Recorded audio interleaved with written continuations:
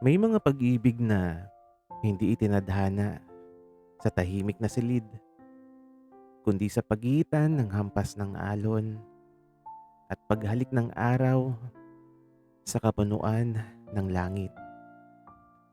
Sinasabi nilang ang puso ay parang dagat, malawak, malalim, at kung minsan ay mapanganib.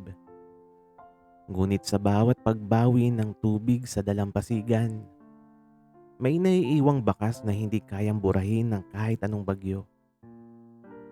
Ito ang kwento ng aming simula sa ilalim ng langit na naging saksi sa kung paano pinagtagpo ng tadhana ang dalawang mundong magkaiba, ngunit pinag-isa ng iisang tibok.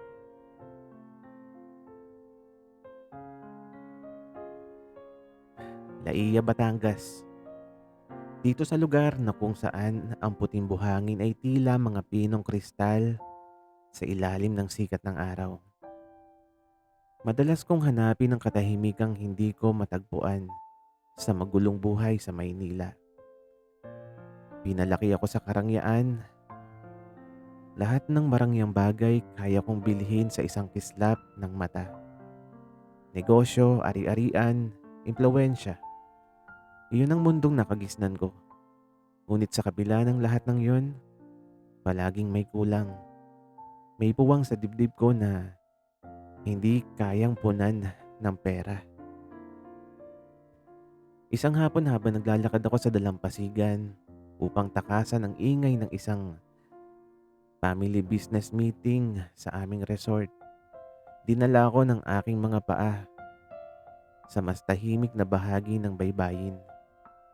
Doon, malayo, sa mga marangyang establishmento, nakita ko siya.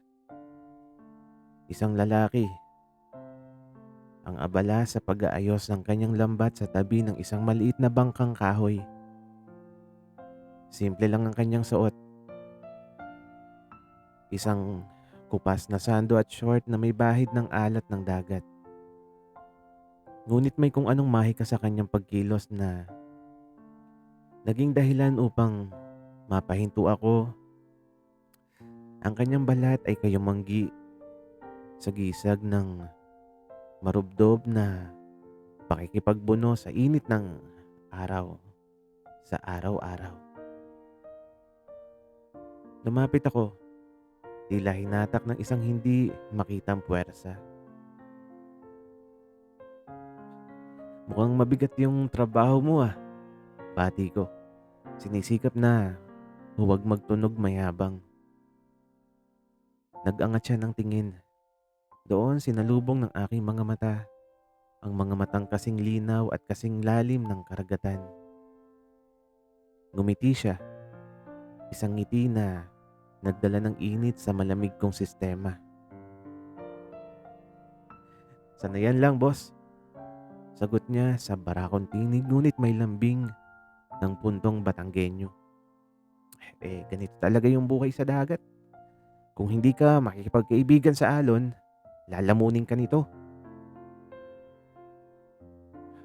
Hmm, Jerome. Pagpapakilala ko sabay lahad ng aking kamay. Pinunasan niyo muna ang kanyang palad sa kanyang short bago tinanggap ang kamay ko. Mahigpit ang kanyang hawak, magaspang pero komportable. Julio, aniya. Julio, katulad ng buwan? Tanong ko habang nakangiti. Tumawa siya ng bahagya, isang tunog na masarap pakinggan kaysa sa kahit anong mamahaling musika.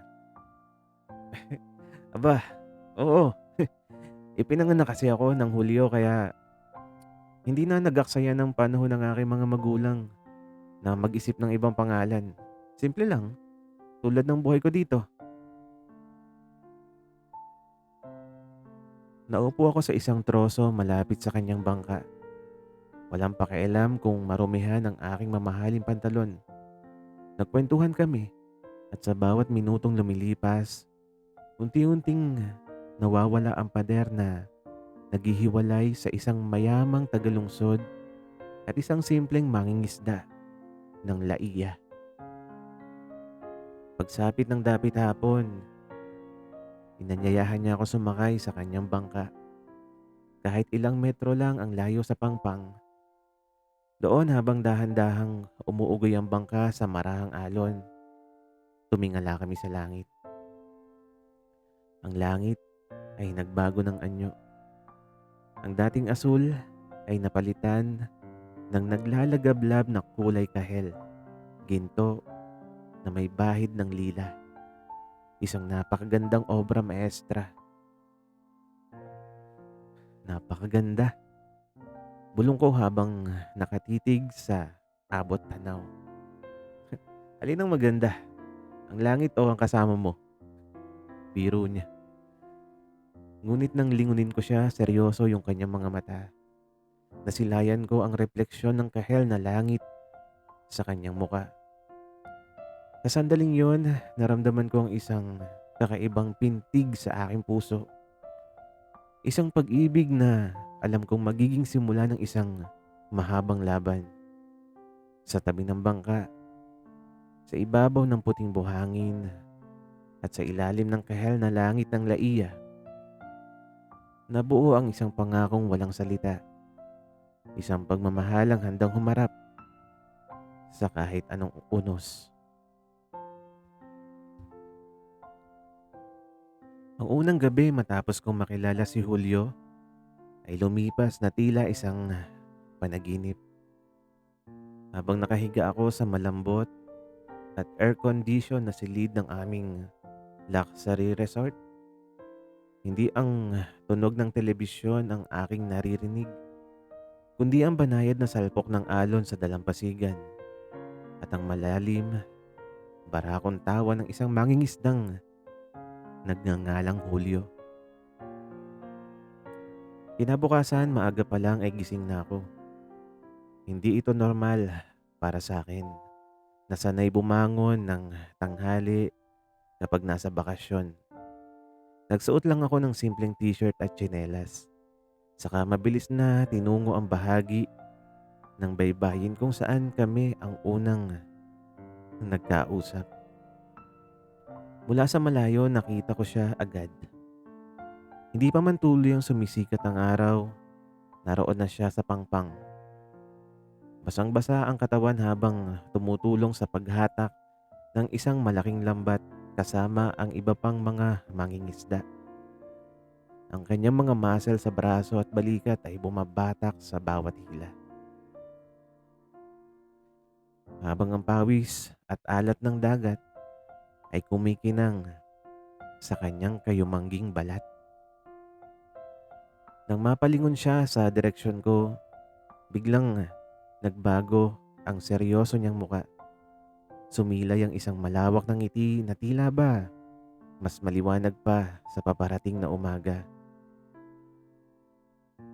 Kinawian niya ako at walang pag-aalinlangan akong lumapit. "Oh, boss! Ang aga mo yata ngayon." Pati niya habang nagpupunas ng mukha gamit ang isang lumang tuwalya. "Akala ko mga katulad niyong mayayaman tanghali na kung bumangon." Wika pa niya. Um, Hindi ako nakatulog ng maayos eh. Pag-amin ko habang nakatitig sa kanyang mga mata at ang sabi ko pa, parang may hinahanap yung paningin ko pagkagising ko. Natigilan si Julio. Bahagyang namula ang kanyang mga pisngi sa ilalim ng kanyang kulay tsokolateng balat. Umiwas siya ng tingin at mahinang tumawa. "Nambobola ka na naman, Jerome. Baka hanapin ka ng mga kasama mo sa malaking resort na yan." Sakto namang tumunog ang telepono ko sa aking bulsa. Pagtingin ko, pangalan ng aking ama ang nakarehistro. Isang paalala na sa loob ng ilang oras, kailangan ko nang isuot ang aking mamahaling suit para sa isang formal na tanghalian kasama ang mga kasosyo sa negosyo. Kailangan ko na palang bumalik pansamantala, malungkot kong sabi. Sige lang Jerome, trabaho 'yan. Isang mangingisda lang naman ako dito. Dito lang ako sa tabing dagat palagi. Sagot niya na may bakas ng realidad sa kanyang boses. Isang paalala na magkaiba ang aming mundo. Ang mundo ko ay puno ng mga kontrata at milyon-milyong piso, habang ang mundo niya ay nakadepende sa kung ilang kilo ng isda ang mahuhuli sa maghapon. Buong umaga akong nasa pagpupulong ngunit ang isip ko ay lumilipad. Nakikipagkamay ako sa mga bilyonaryo pero ang nararamdaman ko pa rin ay ang magaspang ngunit mainit na palad ni Julio. Nang sumapit ang hapon, hindi ko na napigilan ang aking sarili. Tumakas ako sa formal na hapunan ng pamilya. Tumakbo ako patungo sa pangpang. Naroon muli siya, naghihintay sa tabi ng kanyang bangka habang ang langit ay nagsisimula na namang magkulay kahel. Sa pagkakataong ito, hindi lang kami nag-usap sa tabi ng pangpang. Sumakay kami sa kanyang maliit na bangka at pumalaot ng konti. Sapat lang para mapag-isa sa gitna ng malawak na katubigan. Jerome, seryosong saad ni Julio habang nakatitig sa papalubog na araw. Alam kong magkaiba tayo. Ikaw, tinitingala. Ako, nakatapak sa putik at alat. Pero bakit kapag kasama kita, pakiramdam ko, pantay lang tayo. Wika pa niya. Inabot ko yung kanyang kamay. Sa ilalim ng nagliliyab na kahel na langit, pinasok ng aking mga daliri ang pagitan ng kanyang mga daliri.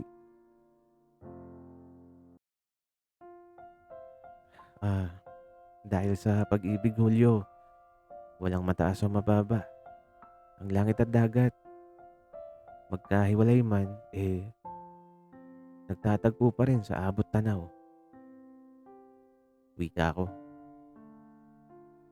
Sa unang pagkakataon, naramdaman ko ang marahang pagdampi ng kanyang mga labi sa aking noo. Isang simpleng halik ngunit may dalang pangako na handa naming harapin ang anumang agwat na naghihiwalay sa aming dalawa.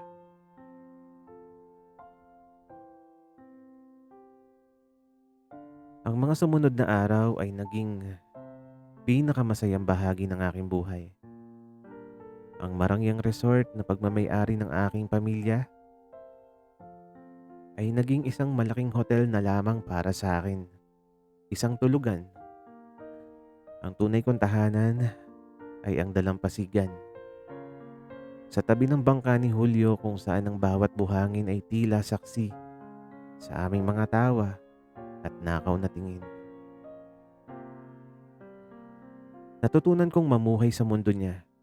Tinuruan niya akong maghimay ng lambat, kumilala ng mga uri ng isda, at magbasa ng direksyon ng hangin.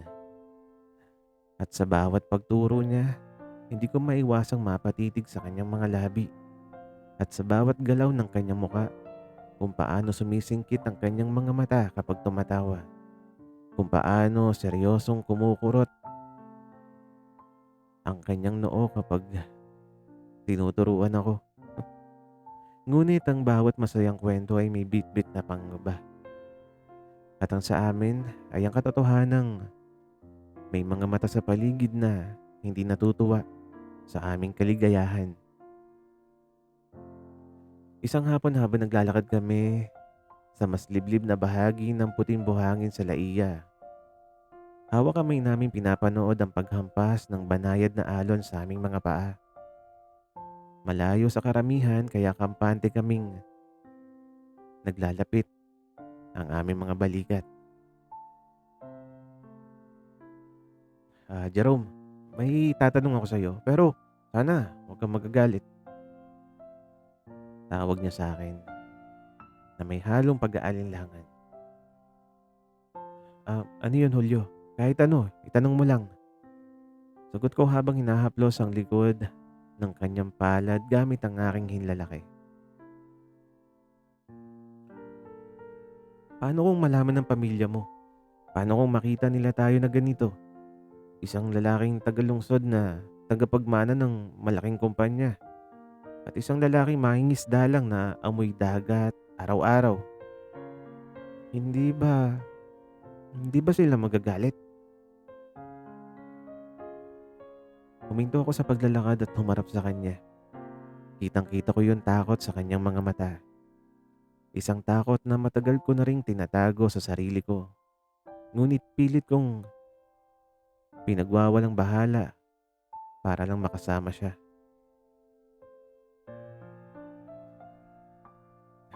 Julio, makinig ka sa akin. Ang pera, posisyon sa lipunan, kaya kong iwanan ng lahat yan. Kaya kong iwanan lahat ng yan. Pero ikaw, hindi ko kayang mawala. Hayaan mo silang magsalita basta narito ka sa tabi ko. Seryoso kong sabi habang hinahawakan ng magkabila niyang balikat. Yumuko siya ngunit bago pa man pumatak ang lungkot sa kanyang muka, iniangat ko ang kanyang baba at idinampi ko ang aking labi sa kanyang mga labi. Isang banayad, matamis at marubdob na halik sa gitna ng hangin ng dagat. Ngunit ang aming sandali ay biglang nabulabog. Ah, Jerome! Isang matalim at pamilyar na tinig ang bumasag sa katahimikan. Paglingon ko, nandun ang pinsan kong si Rodel. Ang kanang kamay ng aking ama sa pamamahala ng resort. Kasama niya ang 2 bodyguard. Nakatitig sila sa amin na may halong pandidiri at pagkagulat. Ano tong kalokohan na to, Jerome? Nakikipaglapukan ka sa isang mangingisda? Galit na asik ni Rodel habang tinuturo si Julio. Naramdaman ko ang pagiginig ng kamay ni Julio na hawak ko. Unti-unti niyang binibitiyawan ang aking mga daliri. Tila gustong lumayo upang hindi ako madamay sa gulo. Ngunit mas hinigpitan kong hawak sa kanya. Hindi ko siya binitiwan. Wala kang pakialam, Rodel. Malis na kayo rito. Sigaw ko habang humaharang sa harap ni Julio para protektahan siya. Aalis kami. Pero siguradong makakarating to kay Tito. Pananakot ni Rodel na may ngiting mapang-asar. Tingnan natin kung saan pupulutin ng mangisdang yan pag nalaman ng papa mo ang ginagawa mo. Malis sila at iniwan kaming may mabigat na daluyong sa aming mga dibdib. Ang langit ay muling nagkulay kahel ngunit sa pagkakataong ito, ang kahel ay hindi na nagdadala ng kapayapaan, kundi isang babala ng nagbabadyang bagyo sa aming pagmamahalan.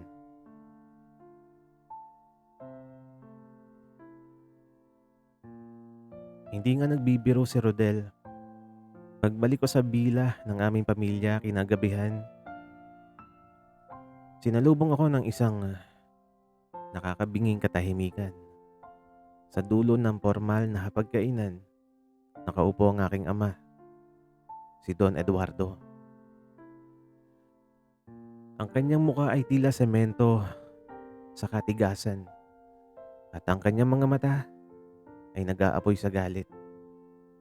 Sa isang tabi nakatayo si Rodel na may palihim na ngisi sa kanyang mga labi. Maupo ka, Jerome. Maring utos ang aking ama. Ang boses niya ay tulad ng kulog na nagbabadya ng malakas na baha. Hindi ako naupo. Nanatili akong nakatayo. Pilit na pinatitigas ang aking paninindigan na kahit ang totoo ay kumakatal ang aking mga tuhod. Alam ko na kung bakit mo ko pinatawag, Papa. At wala akong balak na itanggi ang anuman. Ibinagsak ng aking ama ang kanyang hawak na baso ng alak sa mesa. Lumikha ito ng matalim na tunog na bumasag sa buong paligid. Isang mangingisda. Jerome, sa dinami-dami ng mga pamilyang pwedeng makaugnay natin sa negosyo, sa dinami-dami ng mga prominenteng babae sa Maynila, isang hampas lupang mangingisda ang ipinalit mo sa dignidad ng pamilya natin? Hindi siya hampas lupa, Papa. May pangalan siya. Siya si Julio. Wika ko. Hindi ko na napigilan yung aking emosyon. At hindi ko pinipili yung dignidad na sinasabi mo. Kung ang kapalit naman nun ang sarili kong kaligayahan. Mahal ko siya. Isang mabilis at malakas na sampal ang lumanding sa aking pisngi. Nabaling ang mukha ko sa tindi ng impact. At nananamnam ko ang lasa ng dugo sa gilid ng aking labi. Wala kang kwentang anak! Galit na sabi ng aking ama habang ang dinuduro ako.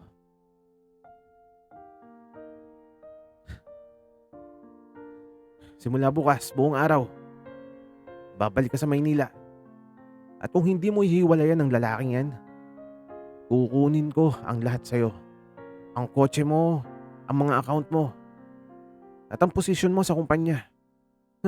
Tingnan natin kung mananatili ang pag-ibig na yan kapag wala ka ng kahit isang bariya dyan sa bulsa mo. Hindi ako sumagot. Tinalikuran ko sila at mabilis na tumakbo palabas ng bila. Gabi na. Madilim ang paligid at ang tanging liwanag ng buwan ang nagsisilbi kong gabay habang tinatakbo ko ang dalampasigan patungo sa maliit na kubo ni Julio malapit sa pangpang. Nang marating ko ang kanyang kubo, hingal na hingal ako at basang-basa ng luha. Nakita ko nakaupo si Julio sa labas. Tila hindi rin makatulog habang nakatitig sa madilim na dagat. Nang makita niya ang kalagayan ko at ang pasa sa aking muka, agad siyang tumakbo at lumapit sa akin nang may labis na pag-aalala. Jerome, anong nangyari sa'yo? Ang mukha mo. Hindi ko na hinayaang matapos ang sasabihin niya. Niyakap ko siya ng napakahigpit. Isinubsob ko yung aking muka sa kanyang leeg habang humahagulgol. Julio, nalaman na nila. Gusto nila akong ilayo sa'yo. Gusto nilang bumalik ako sa Maynila. Naramdaman ko yung paninigas ng katawan ni Julio. Dahan-dahan niyang tinaas ang kanyang mga magagaspang na kamay at niyakap din ako pabalik. Hinaplos niya ang aking buhok habang nararamdaman ko yung panginginig ng kanyang sariling dibdib. Inaasahan ko na to, Jerome. Bulong niya. Ang boses ay basag at puno ng sakit. At tulad ko pampisikal lang na bahagi ng dagat. Pansamantala, ikaw doon ka sa itaas. Siguro nga kailangan mo nang bumalik sa mundo mo. Inilayo ko ng bahagya ang mukha ko sa kanya. Sinalubong ko ang kanyang mga matang lumuluha na rin sa ilalim ng liwanag ng buwan. Hindi ko gagawin yan. Wika ako. Sabi ko pa, kahit bawiin nila yung lahat ng kayamanan ko, hindi ako aalis. Lalaban ako, Julio. Pero pakiusap, huwag mo akong bibitawan. Sabay nating harapin yung bagyong ito. Tinitigan ako ni Julio at sa kabila ng takot, nakita ko yung muling pag-aalab ng katatagan sa kanyang mga mata. Tumango siya at sa gitna ng gabi sa laiya, Sa ilalim ng mga bituin, pinagtagpo namin ang aming mga labi. Isang halik ng sumpaan na kahit anong unos ang dumating sa pagmamahalan ng isang mangingisda at ng isang tagapagmana ay hindi basta-basta matitinag. Hindi ako natulog sa marangyang bila ng aking pamilya noong gabing yun. Sa halip, nanatili ako sa maliit na kubo ni Julio doon sa ibabaw ng isang simpleng kawayang higaan habang naririnig ang banayad na uyayi ng alon sa labas.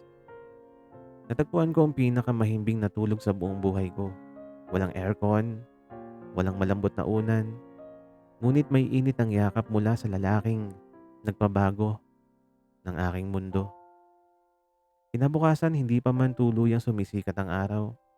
Nagising ako sa ingay ng mga sasakyan sa labas ng kubo. Pagdungaw ko sa pinto, nandun ang tatlong itim na SUV ng aking ama. Bumaba si Rodel kasama ang apat na lalaking nakabarong. Agad na humarang si Julio sa tapat ng pinto. Hawak ang kanyang itak na ginagamit sa paglilinis ng isda. Pilit akong itinatago sa kanyang likuran. Jerome, lumabas ka riyan. Utos ng papa mo, isasama ka namin pabalik ng Maynila sa ayaw at sa gusto mo. Wika ni Rodel mula sa labas. Huminga ako ng malalim, hinawakan ko ang balikat ni Julio upang pakalmahin siya at marahan siyang hinila pabalik. Julio, ako na yung kakausap. Huwag ka mag-alala. Hindi ako magpapatangay. Lumabas ako ng kubo, sinalubong ang matatalim na tingin ng mga tauhan ng aking ama. Inihagis ni Rodel ang isang itim na bag sa tapat ng aking mga paa.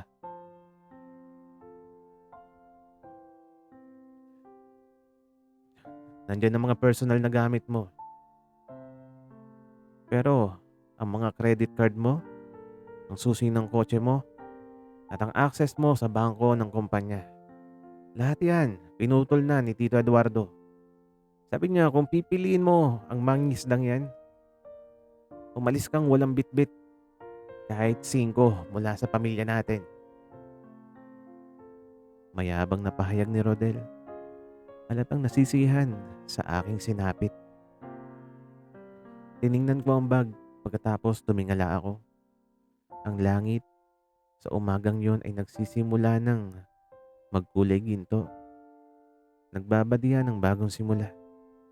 Lumingon ako sa likod ko kung saan nakatayo si Julio, handang lumaban para sa akin kahit wala siyang laban sa kapangyarihan ng pamilya ko. Ngumiti ako kay Rodel, isang ngiti ng malayang tao.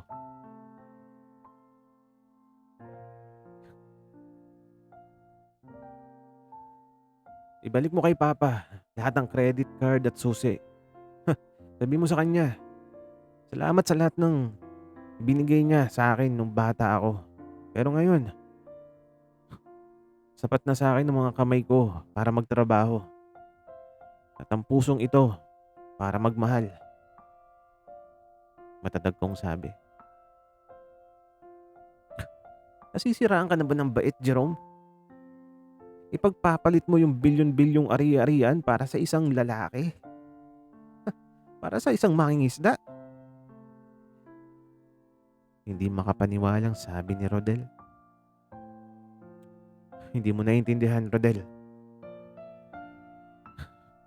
Dahil sa buong buhay mo, ang tanging alam mo lang ay mahalin yung pera ni Papa.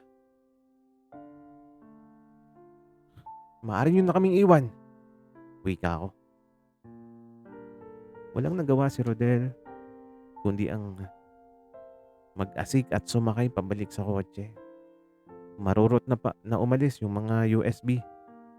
Naiwan ng usok at alikabok sa hangin ng laiya. Nang mawala yung mga sasakyan, naramdaman ko ang biglang panghihina ng aking mga tuhod. Ngunit bago pa man ako matumba, Sinalo na ako ng mga bisig ni Julio. Niyakap niya ako ng napakahigpit at naramdaman ko ang pagbasa ng aking balikat dahil sa kanyang mga luha. Bakit mo ginawa yun, Jerome?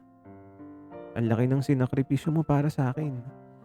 Wala akong kayang ibigay sa'yo kundi yung maliit na kubong ito at ang bawat isda na mauhuli ko, wika ni Julio. Iniangat ko ang kanyang muka, pinunasan ko ang mga luha sa kanyang pisngi gamit ang aking mga daliri. Julio, ang kayamanan nawawala. Pero yung pag-ibig na totoo, habang buhay na mananatili, hindi ko kailangan ng milyon-milyon. Ikaw lang, sapat na. Simula ngayon, magkasama na nating bubunuin yung buhay. Wika ko sa ilalim ng umagang sikat ng araw. Mula sa araw na yon, opisyal na akong tumalikod sa aking marangyang buhay. Ang dating Jerome na tagapagmana ng korporasyon nagsimula ng maging isang simpleng mamamayan ng Laiya. Isang lalaking handang matutong magbunsod ng bangka sa tabi ng lalaking kanyang pinili na makasama habang buhay.